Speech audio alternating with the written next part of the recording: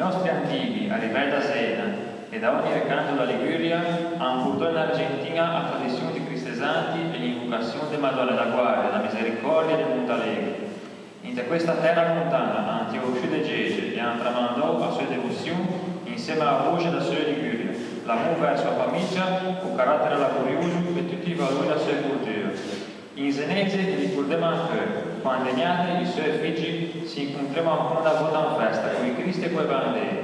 Abbiamo questa nostra lingua e nostra storia e teniamo accesa la sciama della nostra identità, tutti i valori preziosi da coltivare e diffondere fra i popoli del mondo.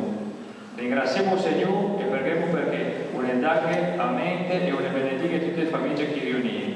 Salutiamo gli abitanti della capitale che l'accompagnano, cui amici arrivati da Rosario e da Rosso Secco.